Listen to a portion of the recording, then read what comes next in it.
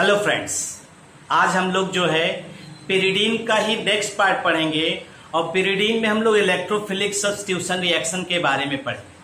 हम लोगों ने इससे पहले बेसिक कैरेक्टर ऑफ पिरिडीन के बारे में पढ़ा था। ठीक, आज हम लोग जो है नेक्स्ट पार्ट जो है electrophilic substitution reaction of pyridine, electrophilic substitution reaction of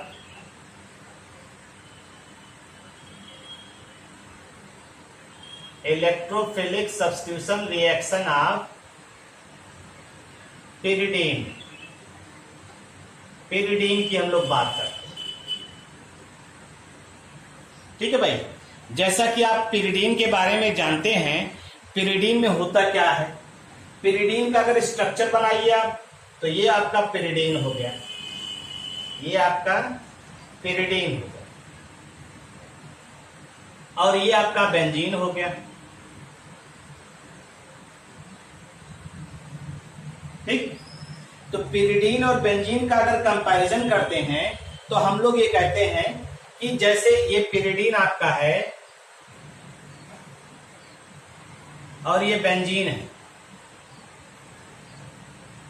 pyridine है और बेंजीन है, अगर हम दोनों की तुलना करें तो कहा जाता है pyridine like benzene shows electrophilic substitution reaction, shows electrophilic substitution reaction, ये इलेक्ट्रोफिलिक सब्स्टिट्यूशन रिएक्शन शो करता है। ठीक, पिरिडीन जो है बेंजीन की तरह इलेक्ट्रोफिलिक सब्स्टिट्यूशन रिएक्शन शो करता है। अब यहाँ क्वेश्चन उठता है कि कौन ज्यादा शो करेगा और कौन कम शो करेगा। तो जैसे आपसे जानते हैं बेंजीन भी एरोमेटिक है और पिरिडीन भी, तो कारण क्या बताएंगे? Due to aromatic character, aromatic character होने की वजह से ये क्या शो करता है? इलेक्ट्रोफिलिक सब्स्टिट्यूशन रिएक्शन शो करता है। इलेक्ट्रोफिलिक सब्स्टिट्यूशन रिएक्शन ये शो करता है। अब अगर दोनों को कंपैरिजन किया जाए, अगर हम कंपेयर करें दोनों का, तो कंपैरिजन में ये कहा जाता है, आपको अगर याद हो कि पिरिडीन में इलेक्ट्रोनेगेटिव एटम प्रेजेंट होता है, इलेक्ट्रोनेगेटिव एटम प्रेजेंट होता है, तो ये क्या करता है? Attract the electron towards itself, attract the electron towards itself, अपनी तरफ ये इलेक्ट्रॉन को अट्रैक्ट करता है, जिससे रिंग कार्बन की इलेक्ट्रॉन डेंसिटी क्या हो जाती है? रिंग कार्बन जो है, ring carbon of benzene pyridine, ring carbon of pyridine की इलेक्ट्रॉन डेंसिटी क्या हो जाएगी? इलेक्ट्रॉन डेंसिटी कम हो जाएगी, लो हो जाएगी। और जब इलेक्ट्रॉन डेंसिटी लो हो जाएगी तो ये less electrophilic substitution reaction show करेगा, less electrophilic substitution reaction show करेगा। यानी पहला पॉइंट तो आप यही बता सकते हैं कि जो आपका पिरिडीन है, पिरिडीन में इलेक्ट्रोनेगेटिव एटम नाइट्रोजन प्रेजेंट है, और नाइट्रोजन प्रेजेंट होने की वजह से नाइट्रोजन की इलेक्ट्रोनेगेटिविटी कार्बन से ज्यादा होती है, तो ये क्या करेगा? नाइट्रोजन अट्रैक्ट करेगा इलेक्ट्रॉन, एडजेसेंट कार्बन के इलेक्ट्रॉन को अट्रैक्ट करेगा, जिससे इस कार्बन की इलेक्ट्रॉन डेंसिटी अपने आप क्या हो जाएगी? कम हो जाएगी। और जब इलेक्ट्रॉन डेंसिटी कार्बन की कम हो जाएगी तो ऑटोमेटिक है, क्योंकि इलेक्ट्रोफाइल तो वहां अटैक करेगा जहां इलेक्ट्रॉन डेंसिटी ज्यादा होगी, और जब इस कार्बन की इलेक्ट्रॉन डेंसिटी कम हो जाएगी तो इलेक्ट्रोफाइल इस पर अटैक कम करेगा in comparison to benzene. Benzene में कोई भी हेटेरो एटम नहीं है, तो यहाँ जो कार्बन एटम है इसकी इलेक्ट्रॉन डेंसिटी हर जगह एक समान होगी, और यहाँ पे जो कार्बन एटम है इसकी इलेक्ट्रॉन डेंसिटी क्या होगी? लो होगी। इस वजह से ये इलेक्ट्रोफिलिक सब्स्टिट्यूशन रिएक्शन कम शो करेगा भाई, ये ध्यान रखिएगा। दूसरी बात, तो ये तो पहली चीज हुई। दूसरी चीज है यहां पे देखिए, जब भी कोई इलेक्ट्रोफाइल जो है इलेक्ट्रोफाइल मतलब पॉजिटिव चार्ज। जब भी कोई इलेक्ट्रोफाइल आता है तो नाइट्रोजन के पास जो लोन पेयर है उसके साथ वो अटैच्ड हो जाता है। देखिए जैसे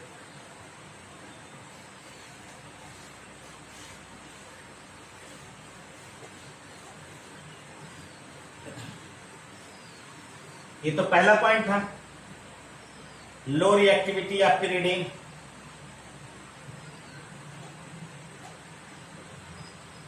पिरिडीन का ये दूसरा point, low reactivity of pyridine का पहला पॉइंट आपने पढ़ा। अब दूसरा पॉइंट देखिए, जब भी कोई इलेक्ट्रोफाइल आए और इससे अटैच्ड, देखिए ध्यान से, तो इलेक्ट्रोफाइल का मतलब इसके पास कौन सा चार्ज होगा? Plus charge. ये इलेक्ट्रोफाइल आ रहा है, ठीक। और ये इलेक्ट्रोफाइल नाइट्रोजन के लोन पेयर के साथ क्या होगा? अटैच हो जाएगा। देखिए ये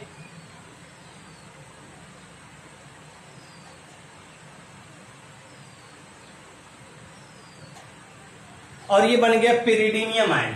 पिरिडीनियम आयन पॉजिटिव चार्ज यहां लग जाता है, IUM लगता है, पिरिडीनियम आयन। यहां क्या फॉर्मेशन हो जाएगा? पिरिडीनियम आयन, जो रेजोनेंस स्टेबलाइज्ड होता है।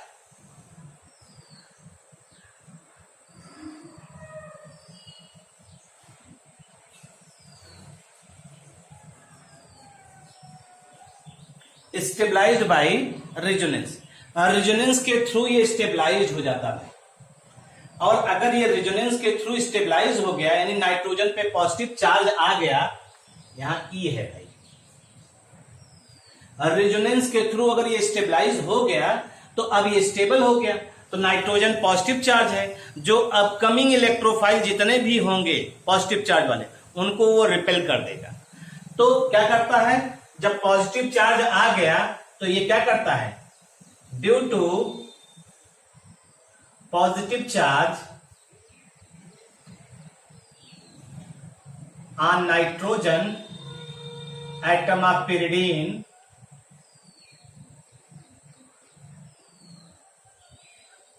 it deactivate the ring, deactivate the ring towards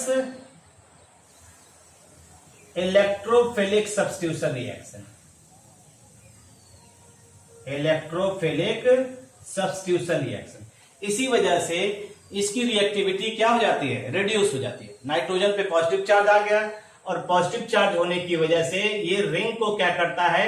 deactivate कर देता है इलेक्ट्रोफिलिक सब्स्टिट्यूशन रिएक्शन के लिए।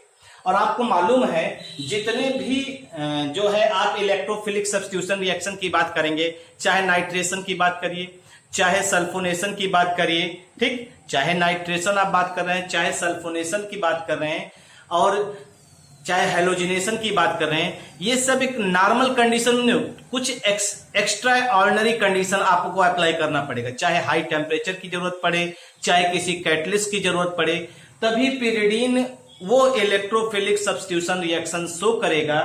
सल्फोनेशन की बात हो या सल्फोनेशन के अलावा हम लोग किसको ऑब्जर्व करते हैं? इसके अलावा हम लोग जो हेलोजिनेशन की बात कर रहे हैं, नाइट्रेशन की बात कर रहे हैं, ये सारी चीजें। तो आइए कुछ रिएक्शंस की बात करते हैं। एक चीज और ध्यान रखिएगा, जो इलेक्ट्रोफिलिक सब्स्टिट्यूशन रिएक्शन पिरिडीन में होता है, जो पिरिडीन में इलेक्ट्रोफिलिक सब्स्टिट्यूशन रिएक्शन होता है, electrophilic substitution reaction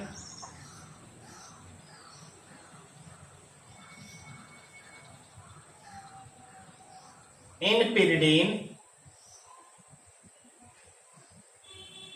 mostly occurs at C3 position, mostly occurs at C3 position, यानी जो भी इलेक्ट्रोफाइल अटैक करेगा वो किस पोजीशन पे अटैक करेगा? C3 पोजीशन पे ही अटैक करेगा। क्यों ऐसा होता है उसको हम लोग अभी ऑब्जर्व करेंगे, अभी देखेंगे भी। Mostly occurs at C3 position, ठीक है, यानी जो प्रोडक्ट बनेगा थ्री पोजीशन पे होगा। Substitution occurs at 3 position, substitution occurs C3 position. क्यों? क्योंकि इस जब थर्ड पोजीशन पे इलेक्ट्रोफाइल अटैक करेगा तो जो रिजोनेंस स्टेबलाइज होगा उसमें आप यहां पे अभी ऑब्जर्व करेंगे नाइट्रोजन पे पॉजिटिव चार्ज अपीयर नहीं होगा। आइए देखते हैं इसी चीज को। हम लोग इसको पिरिडीन ले रहे हैं, ये पिरिडीन का नाइट्रोजन है, लोन पेयर है और तीनों एक साथ ले रहे हैं। ठीक है भाई, ये नंबर 1 हो गया, ये नंबर 2 हो गया, नंबर 3 हो गया, नंबर 4 हो गया, नंबर 5 हो गया, नंबर 6 हो गया। तो हम लोगों ने यहाँ पे E प्लस को दिखाया, E प्लस यानी इलेक्ट्रोफाइल। पहले 3 दिखाएंगे attack eight C2 position, attack eight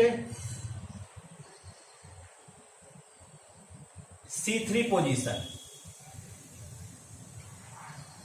और अटैक एट C4 पोजीशन। यहां पे ऐसे 4 हम लोग 3 ऑब्जर्व करेंगे। ठीक है, और तीनों के लिए रिजोनेंस की बात करेंगे हम लोग, तीनों के लिए रिजोनेंस की बात करेंगे, ये ध्यान रखिएगा।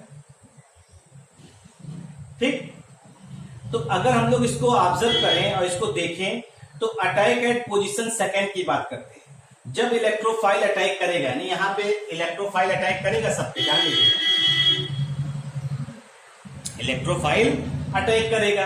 तो इलेक्ट्रोफाइल को अटैक करना है तो इलेक्ट्रोफाइल को जब भी अटैक करना होगा हमें सेकंड पोजीशन पे अगर है तो ये इलेक्ट्रॉन बाहर निकल करके उसको क्या करेगा, उसको उसका ये इलेक्ट्रॉन बाहर निकल करके उसकी आगवानी करेगा भाई, क्योंकि इलेक्ट्रॉन चाहिए ना। तो देखिए ये वाला इलेक्ट्रॉन यहां से यहां आ जाए, ये रीअरेंज कर दे और ये वाला सिचुएशन इस तरह से हो जाए, ये बाहर आएगा तो नाइट्रोजन के ऑटोमेटिक रीअरेंजमेंट होगा। नाइट्रोजन पे कोई चार्ज यहां पे हमने दिखाया, तो देखिए ध्यान से, यही तो हुआ आपका नाइट्रोजन डबल बॉन्ड और यहां पे आपका जो है क्या क्रिएट हो जाएगा, यहां H ही है, H है भाई, यहां प्लस चार्ज आ गया और यहां पे आपका H ही है, यहां पर भी H है और ये यहां माइनस आएगा। देखिए ये एरो यहां शिफ्ट हुआ, यहां माइनस आएगा और वो माइनस से E प्लस जुड़ जाएगा, तो यहां जुड़ जाएगा। तो ये इस तरह का अरेंजमेंट, ये इस तरह का अरेंजमेंट यहां पे होगा। अब इसी को रीअरेंज कराइए, देखिए ये वाला बॉन्ड यहां, ये वाला बॉन्ड यहां आएगा तो ये प्लस निकल के यहां आ जाएगा, ध्यान दीजिएगा। नाइट्रोजन यहां प्लस चार्ज आ गया और यहां पे आपका डबल बॉन्ड हो गया और यहां E और यहां H, ये हो गया। अब फिर से देखिए ये डबल बॉन्ड यहां से यहां रीअरेंज होगा, देखिए रेजोनेंस स्टेबलाइज हो रहा है, ये यहां आया और ये यहां अगर मूवमेंट किया तो आप देखिए खुद नाइट्रोजन पे प्लस चार्ज आ रहा है और यही इसको डीस्टेबलाइज करता है। यही स्ट्रक्चर जो होता है इसको क्या करता है, डीस्टेबलाइज करता है। तभी बनाते हैं, अभी कंपेयर करते हैं। ये हो गया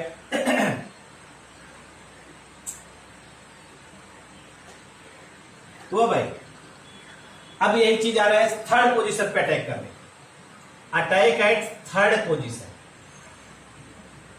नाइट्रोजन यहां ही है, ये डबल बॉन्ड यहां ही है, ठीक है। इस डबल बॉन्ड को आप जो है बाहर ले आएंगे, इस डबल बॉन्ड को आप बाहर ले आएंगे तो जब इस डबल बॉन्ड को बाहर ले आएंगे तो यहां माइनस आ जाएगा, यहां माइनस यहां प्लस आ जाएगा। तो देखिए यहां पे माइनस आएगा तो यहां H और E जुड़ गया और यहां प्लस आ जाएगा और आपका ये वाला डबल बॉन्ड इस तरह से रहेगा और यहां इसका लोन पेयर ऐसे ही दिखाएंगे। अब ये पॉजिटिव चार्ज रीअरेंज करेगा, ध्यान दीजिएगा, ये भी पॉजिटिव चार्ज रीअरेंज करेगा। कैसे, ये वाला बॉन्ड यहां आ जाए और जब इस तरह से घूमेगा डबल बॉन्ड डीलोकलाइज करेगा तो पॉजिटिव चार्ज जो है इस पोजीशन पे आ जाए, नाइट्रोजन हो ही गया लोन पेयर और H और ये क्या हो गया आपका E। और अगर हम इसी को ध्यान दें ये वाला डबल बॉन्ड यहां से यहां ले आए तो ये पॉजिटिविटी इधर आ जाएगा बस। और नाइट्रोजन पे देखिए यहाँ प्लस नहीं आ रहा, यहां नाइट्रोजन पे प्लस नहीं आएगा, ये खासियत इस बात की है भाई। और ये जो है एनर्जेटिकली इसे फेवर बनाएगा, मतलब स्टेबलाइज कर देगा। एनर्जेटिकली ये फेवरेबल कंडीशन है कि यहाँ पे जब इलेक्ट्रोफाइल थर्ड पोजीशन पे अटैक कर रहा है तो normally plus charge electronegative nitrogen पे नहीं आ रहा है। अभी इसको हम लोग चर्चा किया जाएगा। फोर्थ की बात करते हैं। फोर्थ का मतलब ये, अगर ये है यहाँ पे तो जब ये वाला बॉन्ड यहां आएगा तो यहां प्लस आएगा। देखो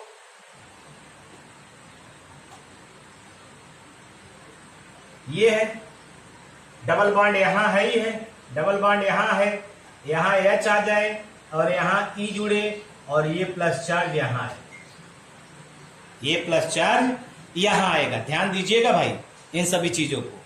और उसके बाद जो है ये वाला डबल बॉन्ड यहां शिफ्ट करे तो जैसे ही यहां शिफ्ट करेगा प्लस चार्ज नाइट्रोजन पे आ गया। देखिए नाइट्रोजन पे आ गया और ये डबल बॉन्ड यहां हुआ, डबल बॉन्ड यहां हुआ, H हो गया और ये E हो गया। लोन पेयर तो है ही इसके साथ भाई, लेकिन इसके ऊपर प्लस चार्ज आ गया। अब फिर से वही चीज, ये वाला बॉन्ड यहां से यहां आ जाए और ये वाला यहां से, अब नाइट्रोजन न्यूट्रल होगा लेकिन प्लस चार्ज यहां आ गए। H E लोन पेयर, ये तीन स्ट्रक्चर आपके दिखाई दे रहे हैं तीनों। इसको बनाइए पहले एक बार, थोड़ा सा देख लीजिए, फिर आगे चर्चा करते हैं इसके बारे में। चर्चा तब करते हैं, पहले बना लीजिए इसको, ये बन जाए तब आगे इसकी चर्चा करते हैं हम लोग।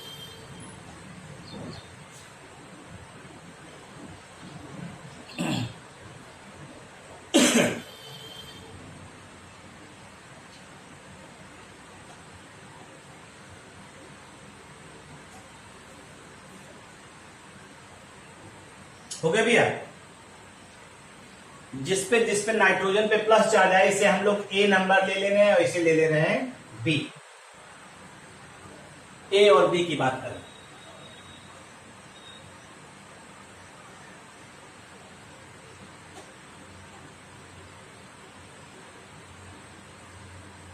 हमारे ख्याल से बना भी लिया होगा।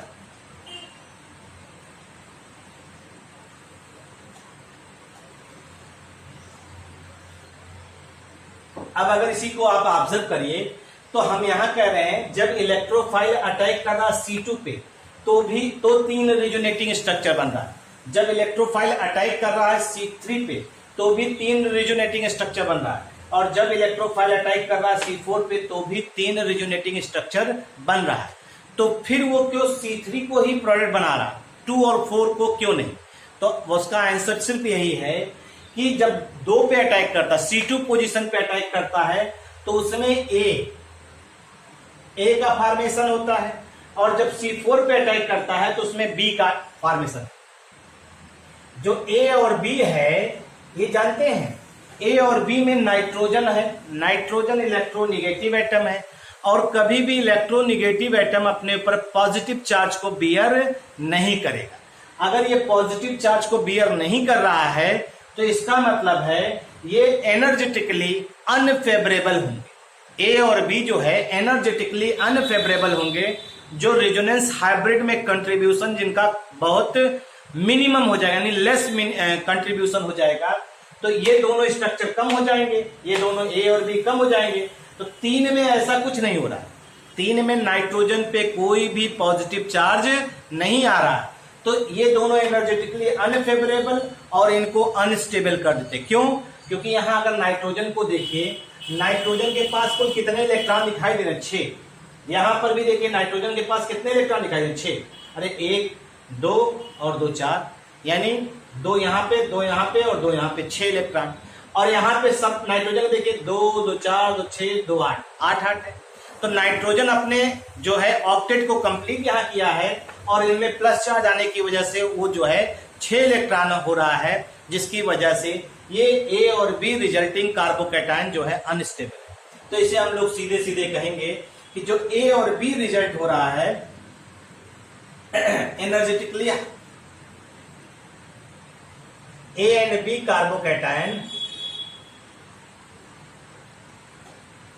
resulting from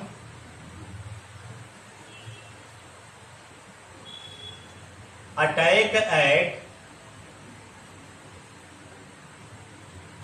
C2 and C4 position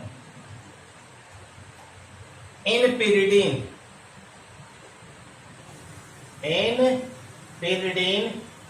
becomes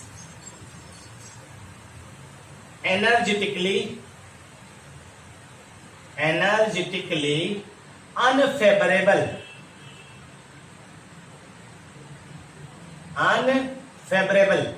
अरे भाई इलेक्ट्रोनेगेटिव एटम पॉजिटिव चार्ज को बियर करेगा नहीं, तो वो अनफेवरेबल कंडीशन होगा, ठीक है, एनर्जेटिकली अनफेवरेबल, ठीक, एंड हेंस अनस्टेबल,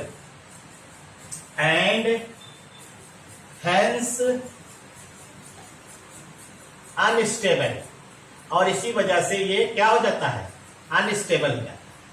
और अनस्टेबिलिटी के कारण हमने आपको बताया ही है कि नाइट्रोजन एटम जो है इसमें इलेक्ट्रॉन डेफिशिएंट हो गया, ठीक, और उसके पास 6 electron, because in these forms यानी A and B, nitrogen atom is electron deficient, nitrogen atom is electron deficient हो गया। और जब नाइट्रोजन एटम इलेक्ट्रॉन डेफिशिएंट हो जाएगा, कैसे डेफिशिएंट आप कह रहे हैं, क्योंकि इसके पास हैविंग ओनली 6 इलेक्ट्रॉन, और जब इसके पास नाइट्रोजन के पास पॉजिटिव चार्ज आ रहा है, 6 इलेक्ट्रॉन हो जा रहा है, तो उसका ऑक्टेट डिस्टर्ब हो रहा है, यानी उसकी स्टेबिलिटी क्या हो रही है, डिस्ट्रॉय हो जा रहा है, ऑक्टेट को मेंटेन नहीं कर पा रहा, ऑक्टेट डिस्ट्रॉय हो जा रहा है नाइट्रोजन का। इस वजह से ए और बी स्ट्रक्चर जो है वो एनर्जेटिकली क्या है, अनफेवरेबल है, और इसी वजह से ये दोनों का कंट्रीब्यूशन लेस हो जाएगा। तो अब जब अटैक इलेक्ट्रोफाइल करेगा सेकेंड पोजीशन पे, तो आपके पास कितने रेजोनेटिंग स्ट्रक्चर होंगे, सिर्फ 2, 1 और 2, और यहाँ पे 4 पे अटैक करेगा, कितने रेजोनेटिंग स्ट्रक्चर होंगे, 1 और 3, ये वाला कंट्रीब्यूशन कम करेगा, तो इसका हटा दिया। और जबकि अटैक एट C3 पोजीशन पे जब है, तो कितने आपके रेजोनेटिंग स्ट्रक्चर दिखाई दे रहे हैं, 3। तो इसलिए हम लोग ये कहते हैं कि इलेक्ट्रोफाइल जब भी सब्स्टिट्यूशन होगा वो हमेशा थर्ड पोजीशन को ही प्रिफर्ड करेगा in comparison to second and fourth, यानी जो भी इलेक्ट्रोफिलिक सब्स्टिट्यूशन रिएक्शन होगा वो हमेशा किस पोजीशन पे होगा, थर्ड पोजीशन पे होगा in comparison to second and fourth, ठीक। तो ये चीज है। आइए कुछ इलेक्ट्रोफिलिक सब्स्टिट्यूशन रिएक्शन देखते हैं और समझने का प्रयास करते हैं। जैसे देखिए नाइट्रेशन की बात करते हैं, पिरिडीन एक साथ दिखा दे रहे हैं, पिरिडीन है, ये लोन पेयर है, नाइट्रेशन दिखा रहे हैं,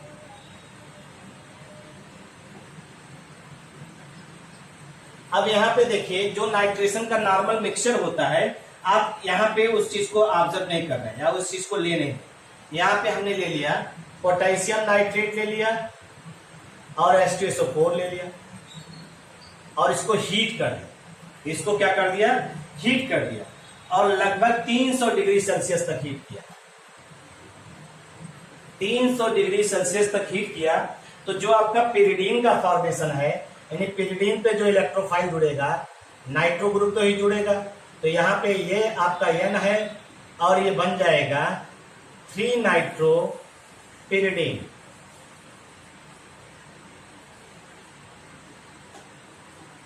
थ्री नाइट्रोपिरिडीन का फॉर्मेशन होगा, भाई ये ध्यान रखिएगा, इसको हम लोग सीधे सीधे ऑब्जर्व कर रहे हैं, 3 नाइट्रोपिरिडीन का यहाँ पे फॉर्मेशन हो रहा है।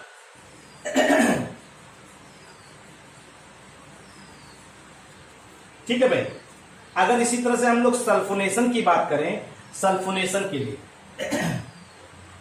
सल्फोनेशन तो सल्फोनेशन के लिए भी यहाँ पे कैटलिस्ट की जरूरत पड़ती है, और वो कैटलिस्ट क्या होता है, मर्क्यूरिक सल्फेट।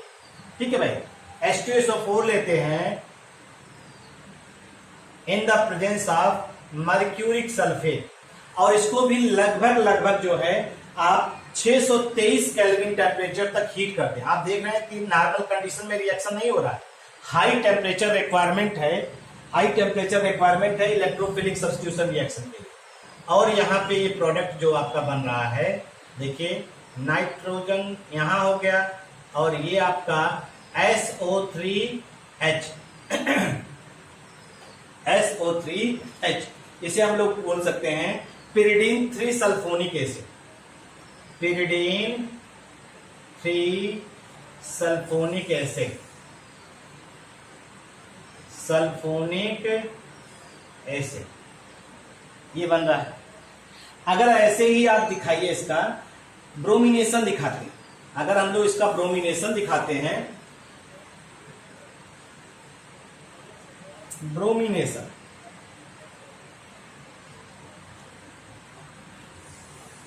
और ब्रोमिनेशन जो है 300 डिग्री सेल्सियस लगभग लेते हैं।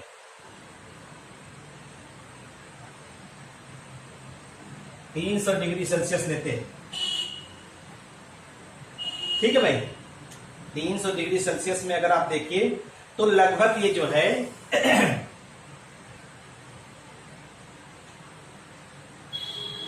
नाइट्रोजन और ये Br यहां जुड़ जा रहा है, ये मिक्सचर बना देता है।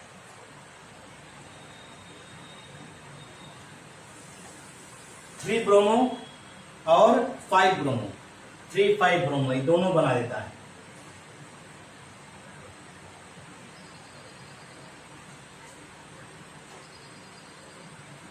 ये ध्यान रखिएगा।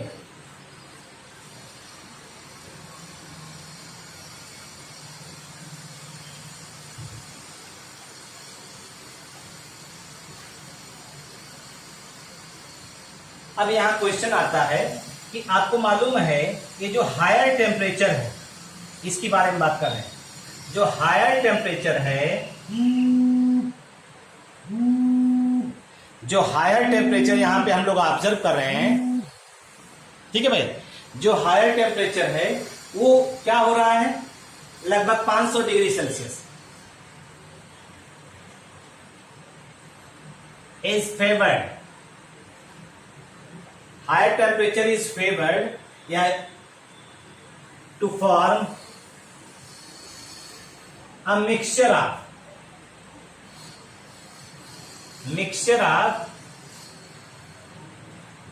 3 bromo pyridine and 3,5 dibromopyridine, दोनों का फॉर्मेशन हो रहा है। और क्यों हो रहा है, क्योंकि हाई टेम्परेचर पे ये फ्री रेडिकल मैकेनिज्म को फॉलो करता है भाई, because at high temperature follows कौन सी मैकेनिज्म, फ्री रेडिकल मैकेनिज्म को फॉलो करता है भाई। ये जो है फ्री रेडिकल मैकेनिज्म को फॉलो करता है, it follows free radical mechanism, radical mechanism, ठीक, फ्री रेडिकल मैकेनिज्म को फॉलो करता है और form active bromine atom, active bromine atom,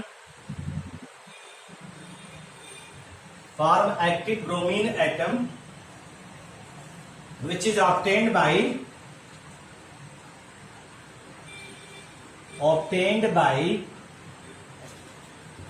homolysis of bromine molecule at a high temperature। हमने यहां पे क्या कहा समझ लीजिए, हमने कहा कि ब्रोमिनेशन में अनएक्सपेक्टेड आप देख रहे हैं 3,5 ब्रोमो जो है का फॉर्मेशन हो रहा है, अनएक्सपेक्टेड जो है यहां पे आप ऑब्जर्व कर रहे हैं 3,5 डाइब्रोमोपिरिडीन का फॉर्मेशन हो रहा है। डाइब्रोमो पिरिडीन का फॉर्मेशन हो रहा है। ठीक, डाइब्रोमो पिरिडीन का फॉर्मेशन होने का मतलब क्या है? इसका मतलब है हाई टेम्परेचर पे ये रिएक्शन मैकेनिज्म चेंज कर दे रही है, फ्री रेडिकल मैकेनिज्म को फॉलो कर रही है, और इस फ्री रेडिकल मैकेनिज्म में ब्रोमीन का होमोलिसिस होता है, एक्टिव ब्रोमीन एटम का फॉर्मेशन होता है, और वो एक्टिव ब्रोमीन एटम जो है वो क्या कर रहा है? सब्स्टिट्यूशन कर दे रहा है थर्ड पोजीशन पे भी और फिफ्थ पोजीशन पे भी अटैक करके इस प्रोडक्ट को जो है यहाँ मिक्सचर ऑफ प्रोडक्ट का फॉर्मेशन कर रहा है। यानी यहाँ 3 ब्रोमो के अलावा 3,5 डाई ब्रोमो भी मिल रहा है, ये ध्यान रखिएगा भाई। ठीक, एक क्वेश्चन इसमें बहुत पूछा जाता है कि काहे जो है फ्रीडल क्राफ्ट रिएक्शन पिरिडीन नहीं शो करता। इंपॉर्टेंट रिएक्शन है, इंपॉर्टेंट प्रॉपर्टी है, इसको एग्जाम के पॉइंट ऑफ व्यू से भी आप समझिए, और जो जैम की तैयारी करते हैं उनके लिए भी बहुत इंपॉर्टेंट है। Pyridine do not show shows these reactions, यानी पिरिडीन इस रिएक्शन को नहीं शो करता है। पिरिडीन जो है इस रिएक्शन को नहीं शो करता है। तो अगर इस रिएक्शन को नहीं शो कर रहा है तब हम क्या करें? तब हम कैसे बताएंगे इसको? इसी को हम लोग ऑब्जर्व करेंगे और इसी को देखेंगे भाई। ठीक है भाई, पिरिडीन अगर रिएक्शन नहीं शो कर रहा है तो क्या सिचुएशन है, किस सिचुएशन में पिरिडीन रिएक्शन नहीं शो कर रहा है, इसको समझने का प्रयास करें। तो आपको ये तो मालूम है कि जो फ्रीडल क्राफ्ट रिएक्शन है होती है, Friedel Crafts reaction occurs in the presence of Lewis acid. ये तो जानते हैं ना, लुईस एसिड यानी AlCl3। ठीक, AlCl3 लुईस एसिड होता है, FeCl3 होता है, ये तो मालूम है ना। लुईस एसिड की प्रेजेंस में होता है, और लुईस एसिड जो होते हैं ये इलेक्ट्रॉन पेयर एक्सेप्टर होते हैं।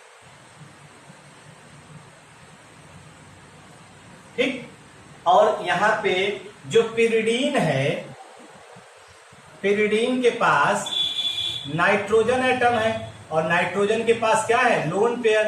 तो ये इलेक्ट्रॉन पेयर डोनर का काम करते हैं, इलेक्ट्रॉन पेयर डोनर का काम करते हैं। अब एक इलेक्ट्रॉन पेयर एक्सेप्टर है, एक इलेक्ट्रॉन पेयर डोनर है। डोनर का मतलब लुईस बेस हो गया। अब क्या होगा? तो जब एसिड और बेस आपस में रिएक्शन करते हैं तो क्या बना देते हैं? साल्ट। एसिड और बेस आपस में रिएक्शन करेंगे तो साल्ट बना देंगे। यानी अगर हम लोग देखें नाइट्रोजन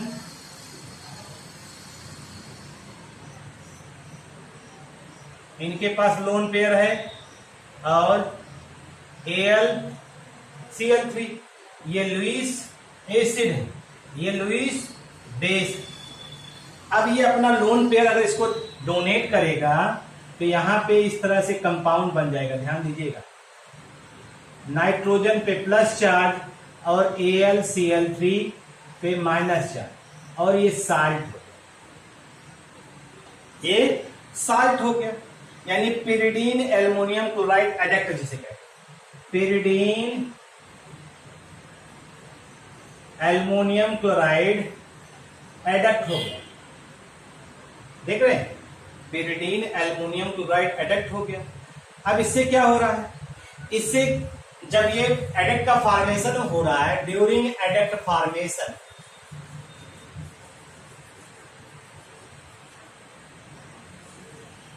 ड्यूरिंग एडेक्ट फॉर्मेशन, जो ये एडेक्ट बन रहा है इसकी वजह से नाइट्रोजन पे कौन सा जा रहा है? Nitrogen atom acquires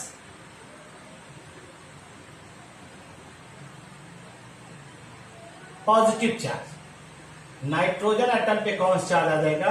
positive charge. और जब नाइट्रोजन एटम पे पॉजिटिव चार्ज आ जाएगा तो अब नाइट्रोजन एटम क्या करेगा? ये डीएक्टिवेट कर देगा किसको? Ring,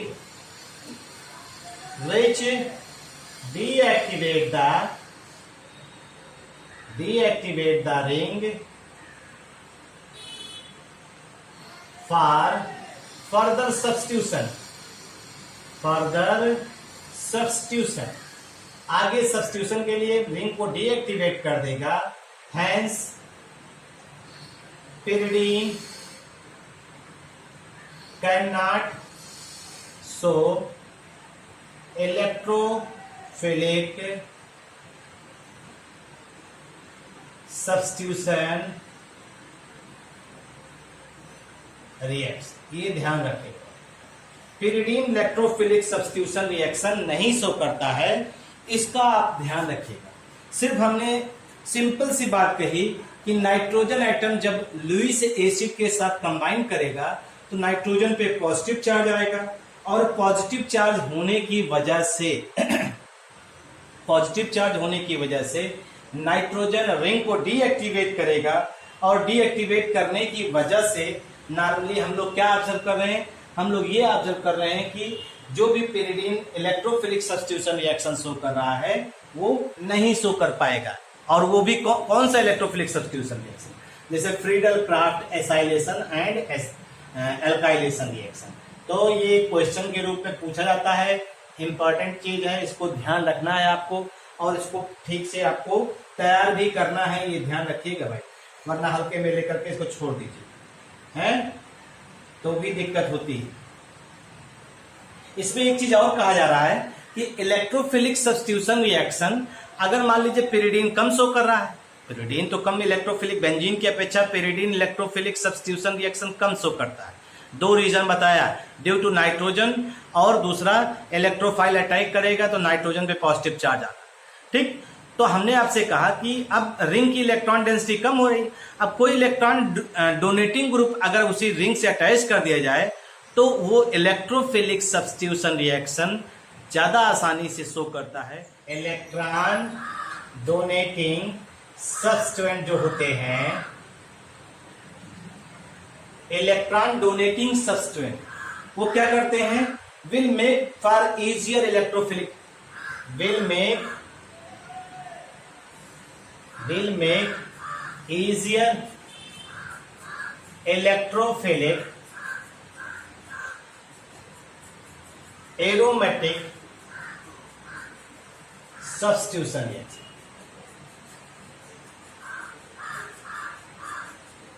will make easier electrophilic aromatic substitution reaction, and electrophilic जो इलेक्ट्रोफाइल होगा, इनकमिंग इलेक्ट्रोफाइल होगा, वो हमेशा आर्थो एंड पैरा पोजीशन पे जुड़ेगा भाई, and upcoming electrophile attacks at ortho and para position, attacks at ortho and para position with respect to this group, with respect to this group। ये ध्यान रखिए, जैसे हमने लिया pyridine है, यही तो लिया आपने, और यहां NHCS3 आ गया, NHCS3 आ गया आपका। अब इसका नाइट्रेशन आप करिए, HNO3, आसानी से हो जाएगा, ये रिएक्शन आसानी से हो जाएगा। तो जो भी इलेक्ट्रोफाइल है, तो अब देखिए इस ग्रुप को देखिए, ये आपका अर्थ हो गया, ये अर्थ हो गया, अर्थ हुआ ना, ये अर्थ हुआ, ये अर्थ हुआ, तो इजियर जो सब्स्टिट्यूशन होगा वो हम लोग जो है इसको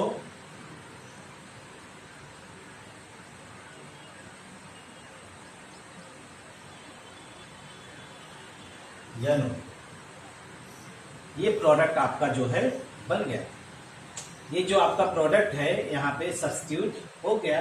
ये सीधा सीधा आपने इतनी बातों को पढ़ लिया, ठीक है भाई। तो आप इतनी बातों को डील करिए, इतनी बातों को पढ़ लीजिए, और साथ ही साथ मेंटली प्रिपेयर रहिए कि जैसे ही मौका मिलेगा हम आप लोगों को लाइव यूट्यूब पे आकर के पढ़ाने का प्रयास करेंगे। और ये जो आपका बीच बीच में इंटर करना, आना जाना ये लगा रहता है, ये भी खत्म हो जाएगा। आप जब इच्छा हो आइए, जब इच्छा हो जाइए। और उसमें टाइम का बार भी नहीं रहेगा, बाउंडेशन भी नहीं रहेगा। घंटा 1.5 घंटा तक जो है आपका ये क्लास रन कर सकता है। तो इतनी बातों के साथ इलेक्ट्रोफिलिक सब्स्टिट्यूशन रिएक्शन आप पढ़ डालिए। नेक्स्ट मीटिंग जब भी आपसे मुलाकात होगी, हम आपको न्यूक्लियोफिलिक सब्स्टिट्यूशन रिएक्शन बताएंगे। और पिरिडीन का न्यूक्लियोफिलिक सब्स्टिट्यूशन रिएक्शन वो काफ़ी इंपॉर्टेंट भी है इन द पॉइंट ऑफ आपका कोई भी कॉम्पिटिटिव एग्जाम हो, और इन द पॉइंट ऑफ आपके जो एग्जामिनेशन होते हैं उनके लिए भी इम्पॉर्टेंट है। तो उनको पढ़ा जाएगा और उसमें उसकी मैकेनिक देखा जाएगा। इन बातों के साथ नेक्स्ट डे